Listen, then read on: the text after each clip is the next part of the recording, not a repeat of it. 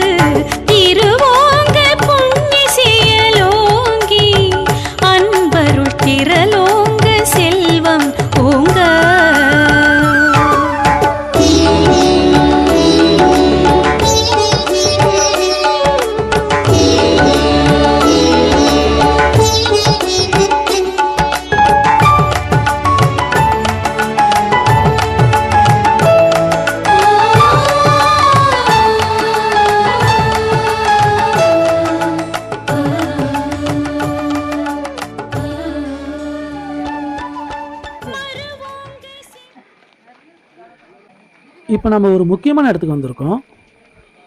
இந்த இடத்துக்கு பேர் லோகனார் காவு குளம்.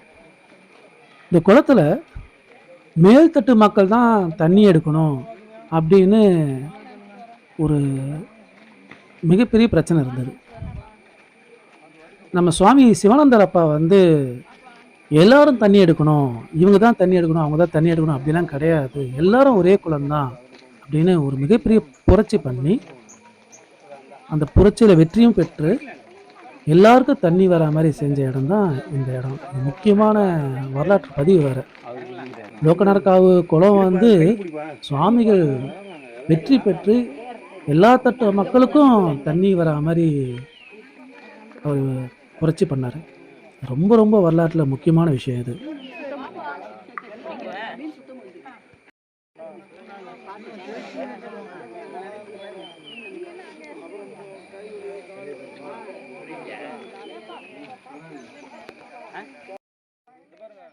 தந்தை பெரியார் வைக்கம் போராட்டத்துக்காக கேரளா இந்த மாதிரி இடத்துக்குலாம் வந்திருந்தார். அப்போ அவரு ஒரு விஷயத்த பதிவு பண்ணாரு. கேரளால நான் வந்து பண்றத விட எனக்கு முன்னாடியே ஒருத்தர் பண்ணியிருக்காரு சிவானந்தர்.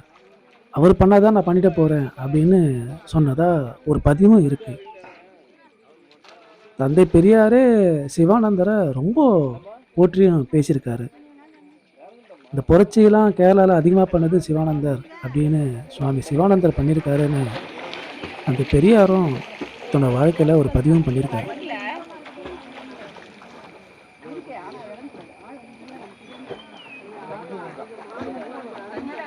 இங்க அதோட சுத்தமா இருக்கு.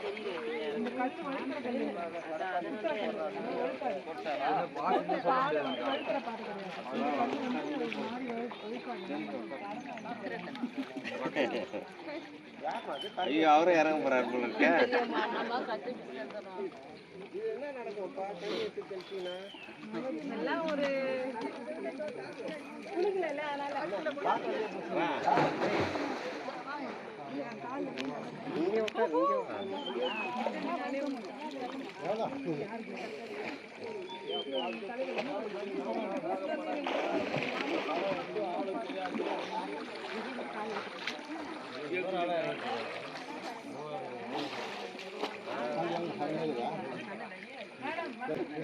ஐயா எவ்வளவு தண்ணி வந்துட்டுக்குதுல எத்தனை படி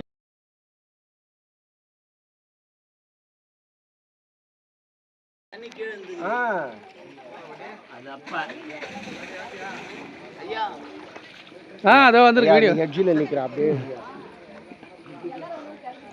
பார்த்து ஐயா எனக்கு நீச்சல் தெரியும். இருங்க ஃபோட்டோ தரேன் இருங்க. ஐயா தெரியா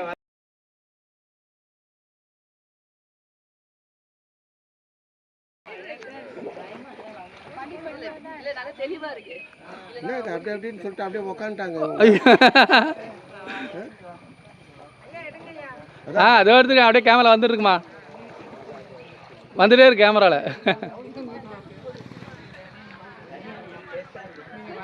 தானே இங்க பாரு, அப்படியே பாருங்க அத்தை, இது அப்படியே போட்டோ எடுத்துரு, அப்படியே இருங்க.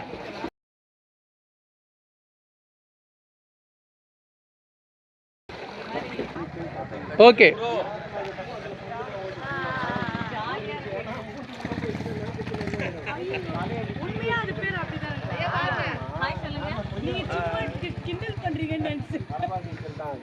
அதாவது முறையா நீந்தணும்னா கை இப்படி வரணும், அதுதான் முறையா நீந்தணும் நீச்சல். இது வந்து இவராங்களே கத்துக்கிறாங்களே, கிணத்துல குச்சி கத்துப்பாங்க பாருங்க ஊர் சைட்ல, காது இப்படி அடிச்சு இப்படி இந்த வாத்து பண்ற மாதிரி பண்ணுவாங்க, அதுதான் கடப்பா நீச்சல்னுவாங்க இது. ஆனா இதுவும் போவோம், ரொம்ப பெருசா போக முடியாது, ரொம்ப ஸ்பீடெல்லாம் போகாது, ஓரளவுக்கு அப்படி குச்சி அப்படி போய் கரையை போய் பிடிச்சிக்கலாம். ஆனா மிதக்கிறதுக்கு அந்த ப்ராக்டிஸ்ல அப்படியே பட்டுங்க தண்ணியில ஃபுல்லாக பட்டின்னு வச்சுங்க, அப்படியே மூச்சு விட்டுன்னு பட்டுனே இருக்கும். சில நேரத்தில் நல்லா தூங்கியே போயிட்டு இருக்கிறான். அப்புறமா அப்படியே இருங்க, போயிட்டு வந்து அடடா அப்படியே இருங்கண்ணா.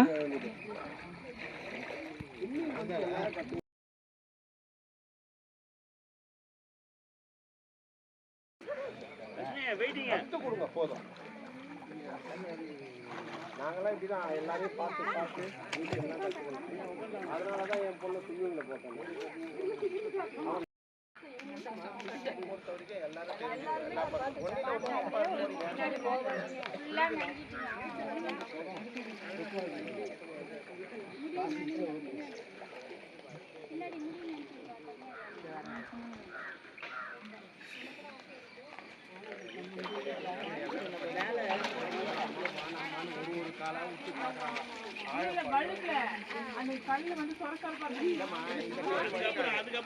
எல்லாரும் இந்த கல்வி அது வரைக்குமே நாங்கள் நடந்து போய் அதுக்கு கீழே தான் தண்ணி இருக்கு, அதுக்கப்புறம் ஒழுக்கம்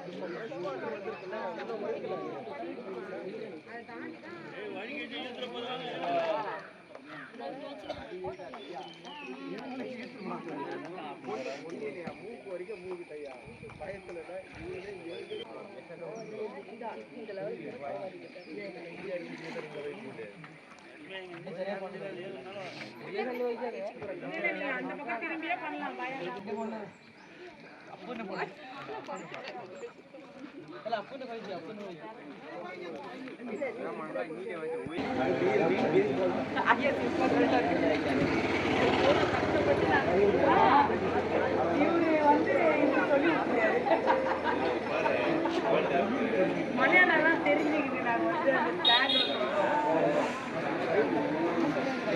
தானா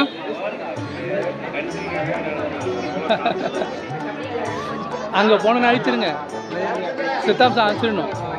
அருஜோதி தெய்வம் என்னை ஆண்டு கொண்ட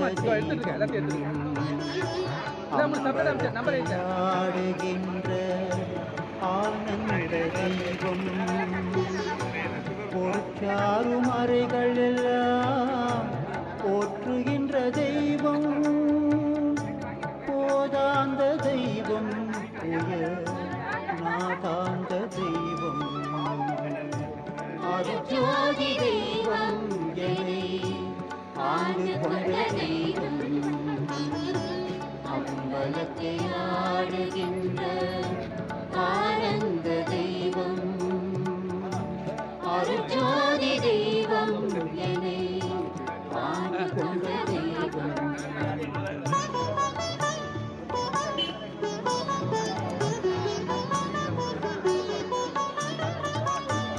இருப்பாடு நீக்கி ஒளி ஏன் தரும் தெய்வம் எண்ணியவாய்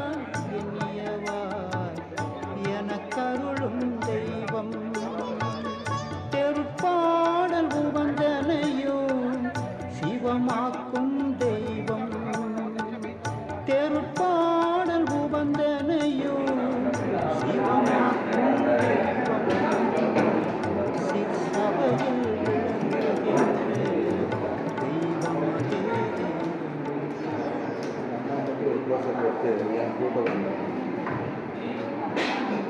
நகை போட்டிருக்காங்களா?